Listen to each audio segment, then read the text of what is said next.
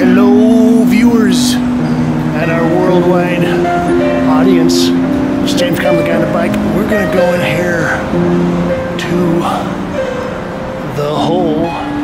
Oh God, there's the famous doggy. Thanks. Well, we're gonna stroll in here and we're gonna take a look at a couple of shows. First, we're gonna look at Jaimie Warren One Sweet Day, which I believe is a series of video programs. And then we're going to try to push our way through to Mead and see if we can see his paintings. Oh boy.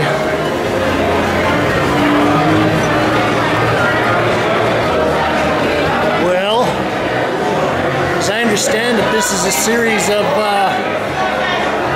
I believe, 4 or 5 videos.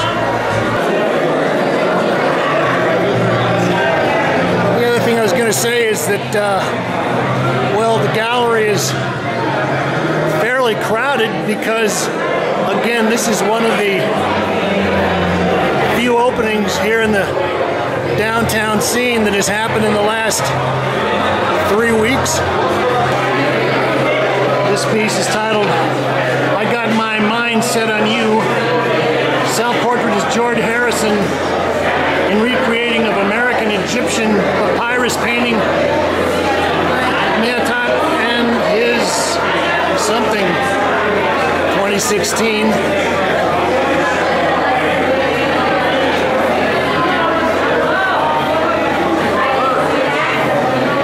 This is an edition of 5. They're talking about this as a kind of a mashup between a George Harrison video and the Muppets.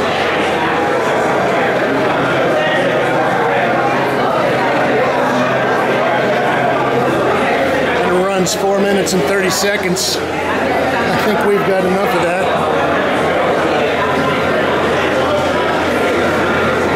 One of the things about these videos is that Jaimie spends a lot of time building the sets and making the costumes. It's titled, "I Just Called to Say I Love You."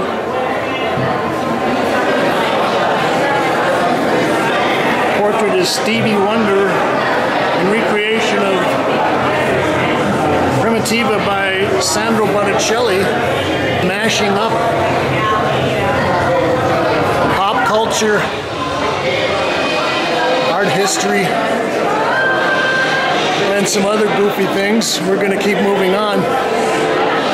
Well, I like the program down here at the hole, and beyond that, it's easy for me because the hole kind of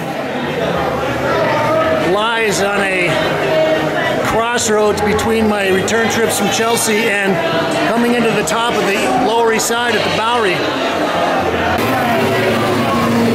This is titled "Somebody to Love Self-Portrait" as Freddie Mercury in recreation of Saints and Cosmos Domain by Arturo di Vecino. 7 minutes 53 seconds. Also an edition of 5.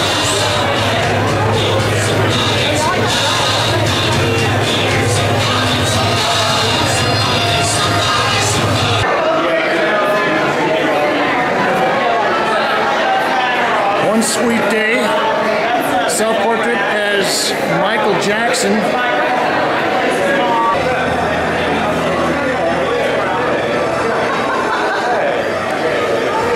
Well, normally I shy away from video audio on video.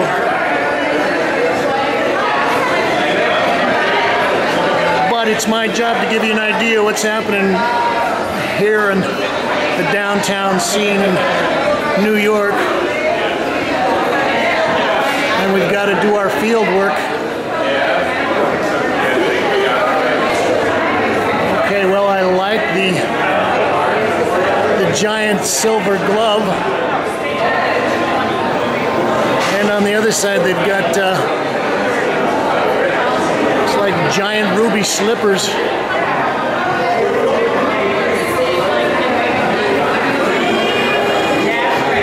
Got Pinocchio, Frankenstein, all kinds of people. Stevie Wonder. I think half of the cast members are here tonight at the opening. I think I recognize a couple of these dudes. Oh, I like the swing. That's good.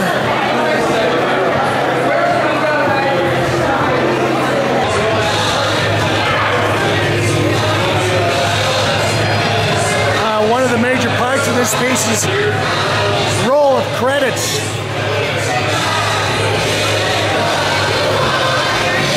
This must last about a minute and a half of the 7 minutes.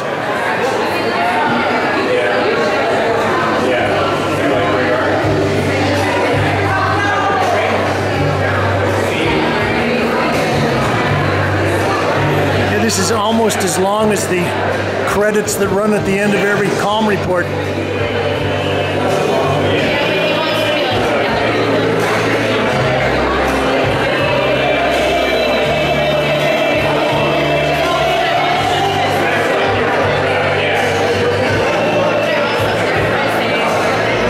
I've been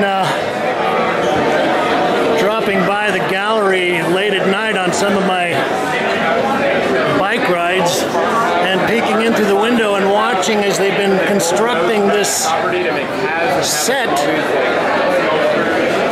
So I'm going to come in and take a look around. I understand that they might be having at some point performances. Oh, there's Ray.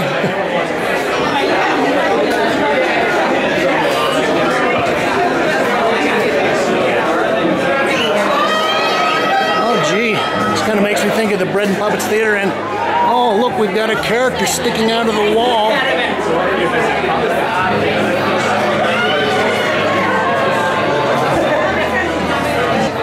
We're gonna go inside here, see what's cooking. Uh-oh. Geez, we've got stalactites and stalagmites. More video. This thing is huge. Don't want to block everybody's view. Uh-oh.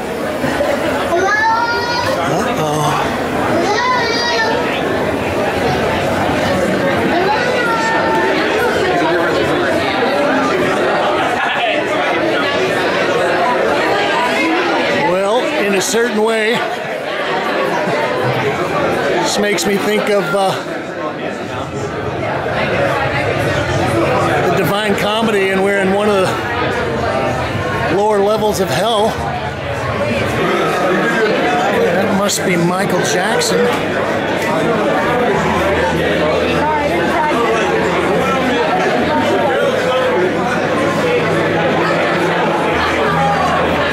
I don't know who these two other people are.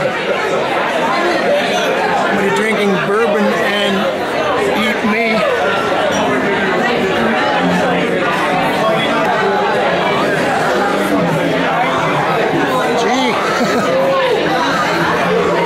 Thanks, I gotta drive. The arms of hell coming out here.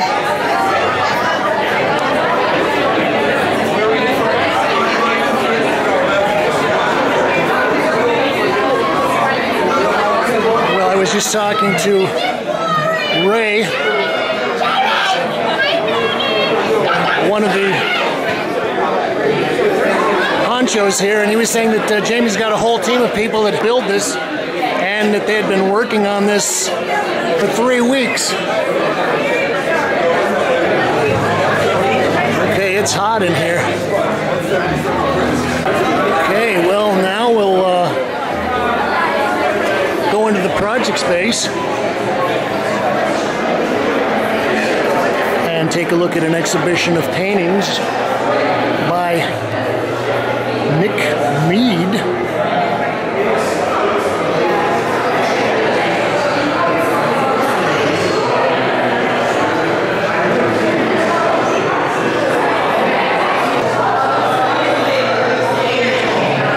I'll read a little bit from the press review. This is Nick's second show here at the Hole. Since debuting his large-scale works in 2012, the artist has moved away from the stark black and white palette to integrate further hues and compositional complications.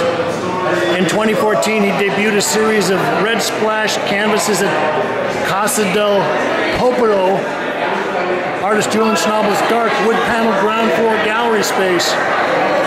Here his signature protrusions of paint were both engulfed by and peeped out from the sloshing red flows across the surface in grand dramatic fashion. Well, I saw some images of these online, and I wasn't sure whether these little blips were buttons or glass eyes or something that he had added on, but it looks like he's just squirted out blobs of paint.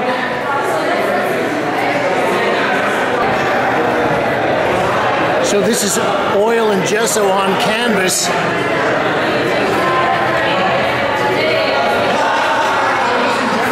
And I kind of like the urgency and the swishing brushstrokes. Also, well, this is probably a good lesson for you painters. These big sloshing pores of gesso are laying on oil, and well, if you look closely, you can see this, what is called, technically is called a crackle, but this is what happens when you paint acrylic over oil. The acrylic does not adhere, and well, you just got to be careful with these babies.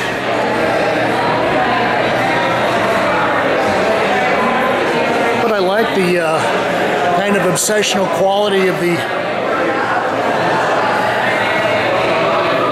bubble button technique.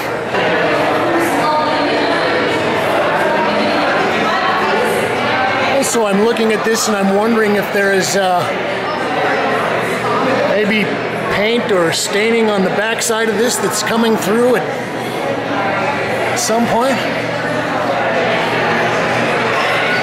This is a diptych and it's titled Painter on His Way to Work, Course 2017, Oil and Gesso on Canvas, 96 by 144, so that's 8 by 12.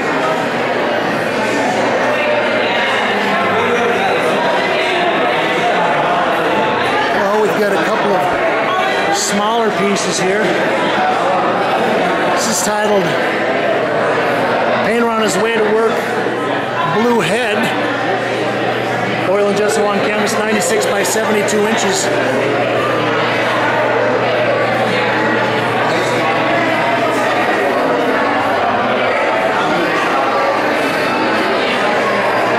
Well, I think I like Nick's feel for the materials, and it's nice the way that although this is basically a blue painting with, we got this cadmium yellow deep pour in here, that still his little blips, his little buttons of paint are coloristically, they're all over the place, and I don't know why I'm kind of thinking of Miro.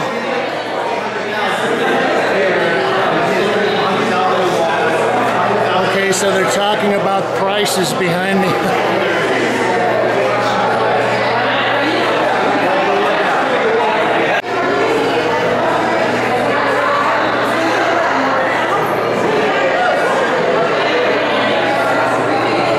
Painter on his way to work, Red Point, 2017.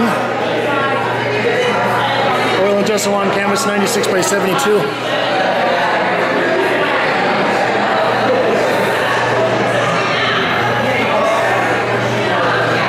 Well, I like the way that he builds these up. Obviously, there's a lot of stuff going on, and like I said, maybe even staining from the back.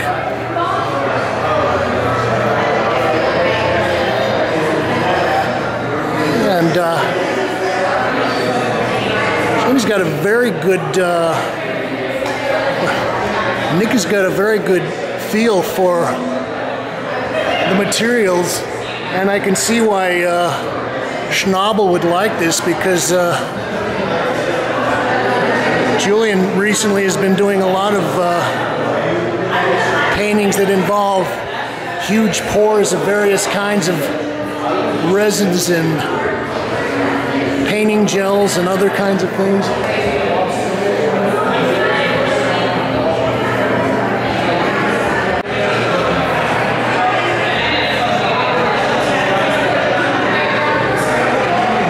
Titled Painter on His Way to Work. Redhead. This is another large diptych. It's 8 by 12 feet.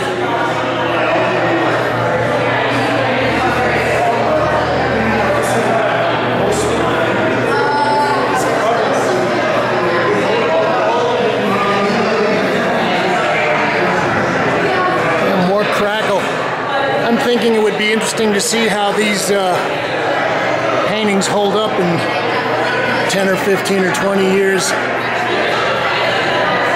And you can see the way that some of the oil or solvents has bled out from the lines into the raw canvas.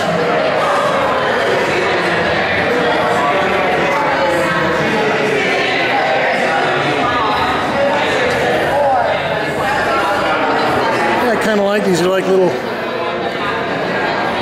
galaxies of paint dots.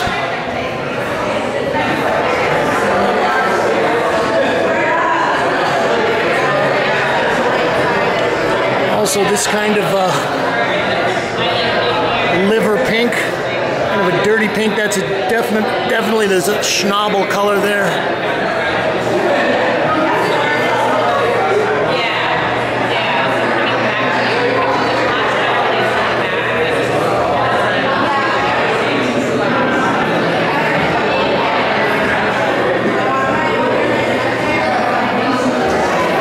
The way they've got the show laid out. So we've got these two major diptychs on the side, a couple of smaller pieces in the back, and then this piece.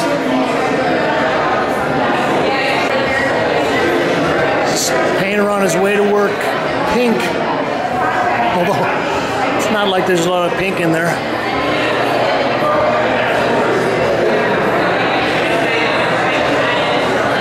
Maybe for me, one of the nicest things about this series of paintings by Nick is that it kind of combines a almost gestural paint slinging, pouring urgency with a obsessive repeated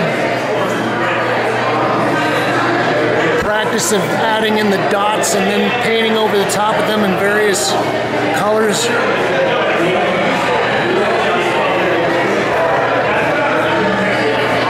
And then there's a lot of layering. You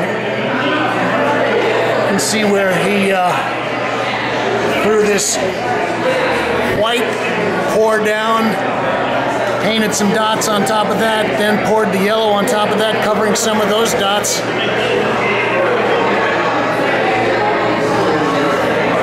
The other thing is that this his line work kind of makes me think of graffiti. It almost looks like a fat magic marker.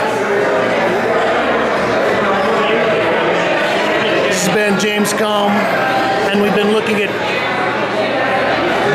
Mead paintings and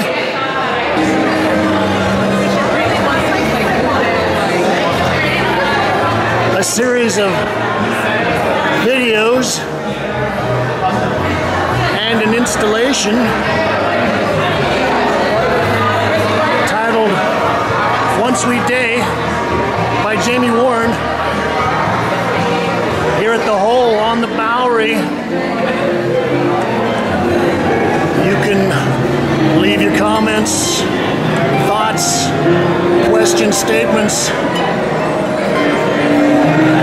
below.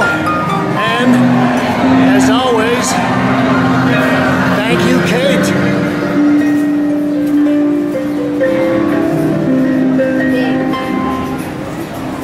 Oh, thank you.